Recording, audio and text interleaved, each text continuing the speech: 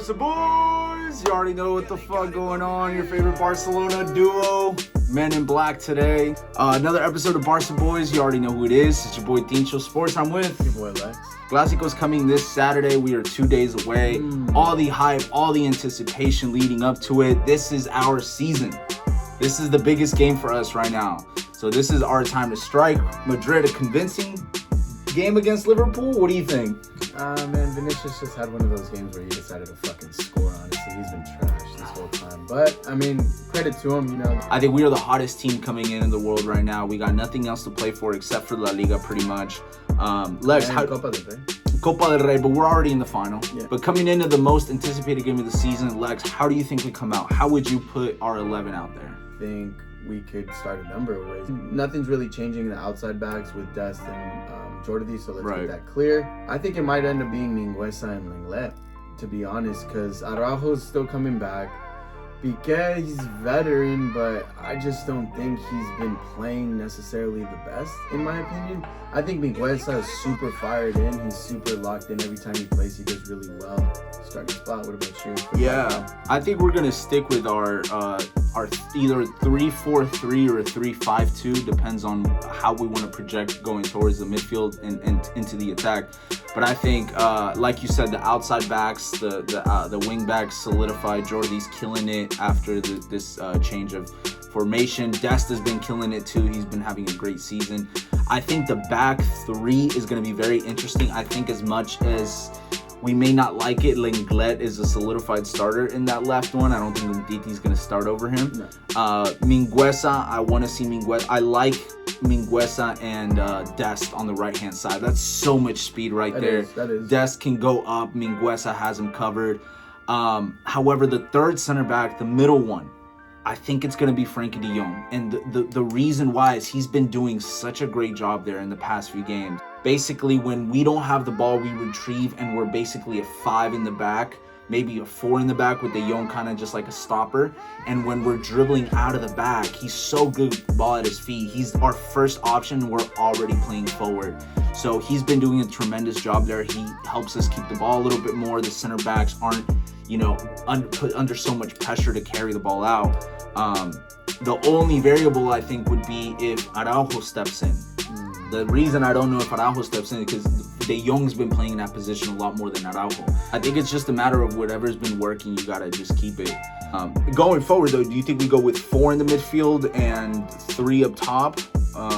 Or how do you think we go from here? You hit me with the 5. Well, you hit me with the 3. Okay, so then the 3 in the back, the 2 outside wing backs, Dest and De Jong. In the midfield, I'll probably have to go Busquets and Pedri. I don't think there's gonna be that much change.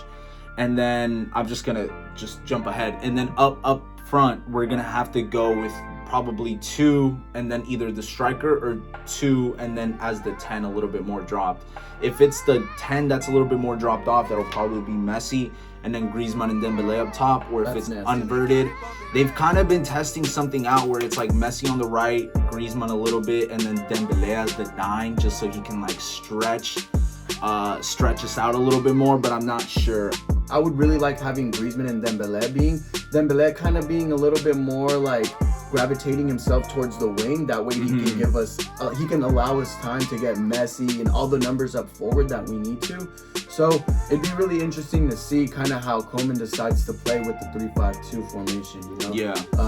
With that formation, ultimately, when we don't have the ball, Griezmann tends to drop back so much, and Dembele even asked to drop back so much that we basically play a 5-4-1. I think that's why we've been doing so much better defensively, because when we're solidified, when we have our, estamos bien plantados, it's hard for them to break us down. It's really hard. And I don't see Real Madrid being able to break us down like that, because Real Madrid's not really a team that likes to break you through the lines. Obviously, we've been seeing them score a lot in the counter with the ball over the top. But if Barca's able to contain those spaces, and I think even if we are caught in a foot race, I think Vinicius versus Mingueza in a foot race, I'm pretty content with who we have. I'm so happy you bring that up, because I was just about to bring out how Madrid has no surprises. No surprises anymore. Yes. Because with anything that they throw at us, we have a little bit more, if not the upper edge on it, in my opinion. Yeah, I like that's another reason why I like having the three and then the outside backs, because Lenglet isn't just isolated by himself, because he can have Jordi bust his ass and come help him recover, and he also has that third or the middle center back, which would be De Jong, for example, also covering him. So he has two covers, so he's not as vulnerable as he once was. So that's why I really like the system. I think when we have the ball, we have to go at Lucas Vazquez.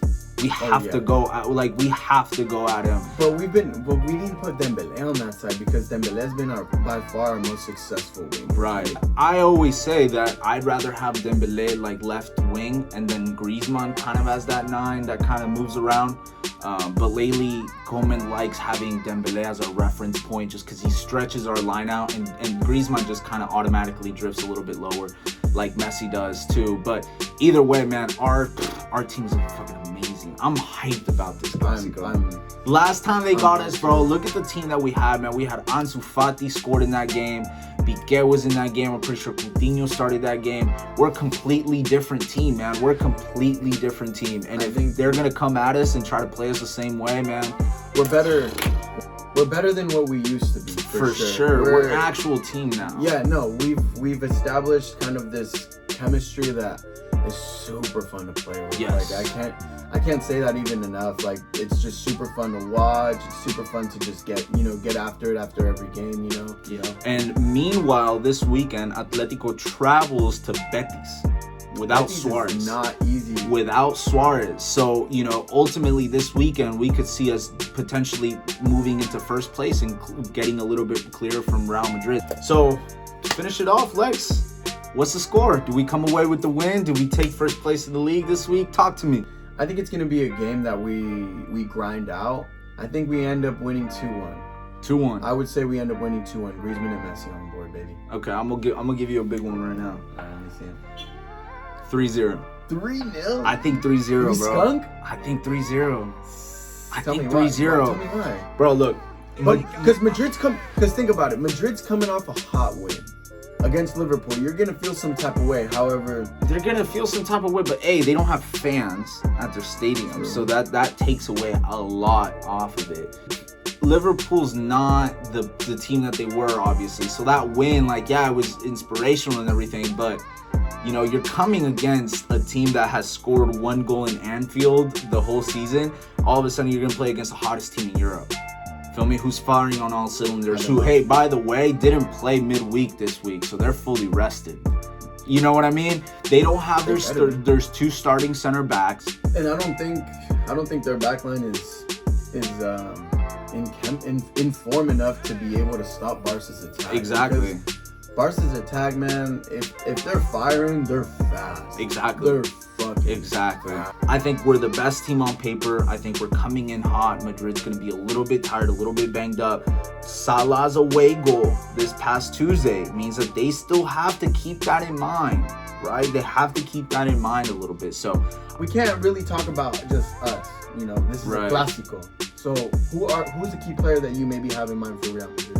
Benzema's always a headache because he's just all over the place. But I think I think the one that'll make the difference is Vinicius, because you don't know. Similar to Dembele, you don't know what version of Vinicius you're gonna get. You don't know if you're gonna get the Vinicius that's able to receive the ball, trap it with his chest on the run, and be able to finish it smoothly, or the Vinicius that takes on 7 players and misses the goal. So I think he can make that difference, and he can make our lives a little bit difficult. Although this time around, our backline is faster than it was in previous seasons. So I think we're going to contain him a little bit more, but I think he is the difference maker for Madrid. What do you think? Benz, he's the only player that scares me on that team, dude. Big Benz is a scary one, but I think the backline. I think we got this. I think we got this for sure.